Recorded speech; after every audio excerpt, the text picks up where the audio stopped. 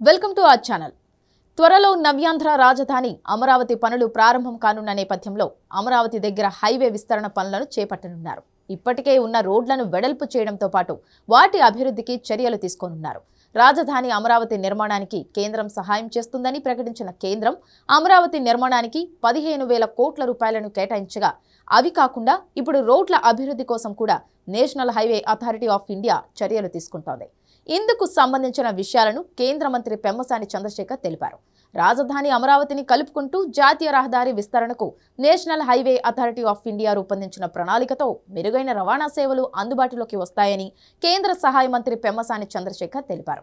గురువారం జాతీయ రహదారుల పనులపై అధికారులతో మంత్రి సమీక్షించారు. కృష్ణా, గుంటూరు జిల్లాలను కలిపే హైవే 16 అభివృద్ధి ప్రణాళిక బాగుందని పెమ్మసాని తెలిపారు. వినుకొండ, గుంటూరు 2 లైన్ల మార్గాన్ని 4 లైన్లుగా విస్తరించి దానిని కాస్త మరో 25 కిలోమీటర్లు పొడిగిస్తూ రాజధాని అమరావతిని తాకేలా ప్రణాళిక రూపొందించినట్టు తెలిపారు. ఈ హైవే రాజధాని ప్రాంత అభివృద్ధికి ఎంతో తోడ్పడుతుందని, గుంటూరుకు మరో ఔటర్ రింగ్ రోడ్డులా మారుతుందని అన్నారు. ఈ రోడ్డు మార్గాన్ని పూర్తిగా NHAI నిర్మిస్తుందని కేంద్ర మంత్రి పెమ్మసాని స్పష్టం చేశారు. రాష్ట్ర ప్రభుత్వం తరపున భూసేకరణ, విద్యుత్తు తదితర పనులు వెంటనే చేపట్టాల్సి ఉందని, 2 ఏళ్లలో హైవే నిర్మాణం పూర్తవుతుందని కేంద్ర మంత్రి వివరించారు.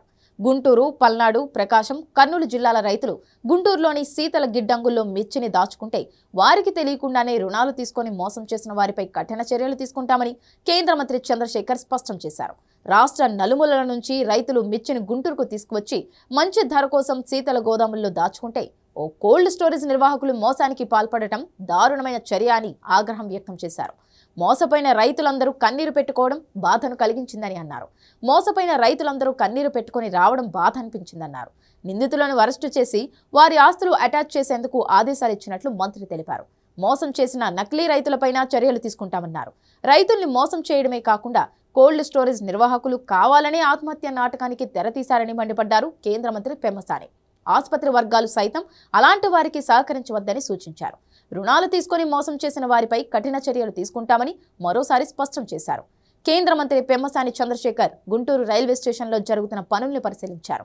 పనుల్లో నాణ్యత, ప్రమాణాలు పాటించకపోవడంపై తీవ్ర అసంతృప్తి వ్యక్తం చేశారు. RUBలో నీళ్లు వస్తున్నాయని, దీనివల్ల ప్రయాణికులు ఇబ్బందులు పడుతున్నారని కేంద్ర మంత్రి అధికారులను ప్రశ్నించారు.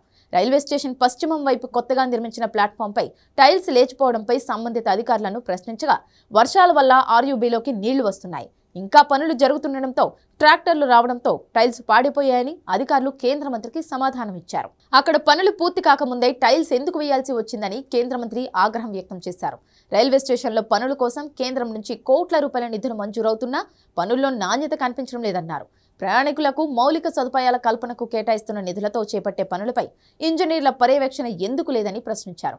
ఇకపై ప్రతి నెల రైల్వే పనుల పురోగతి, నాణ్యతపై సమీక్ష చేస్తానని వారితో చెప్పారు. గుంటూరు రైల్వే స్టేషన్లో ప్రయాణికుల అవసరాలను గుర్తించి అవసరమైన పనులు చేపట్టేందుకు నివేదికలు తయారు చేయాలని అధికారులను ఆదేశించారు కేంద్ర మంత్రి పెమ్మసాని చంద్రశేఖర్. అవసరమైతే కేంద్రం నుంచి ఇందుకు కావలసిన నిధులను రాబట్టే విధంగా తాను కృషి చేస్తానని కేంద్ర మంత్రి స్పష్టం చేశారు.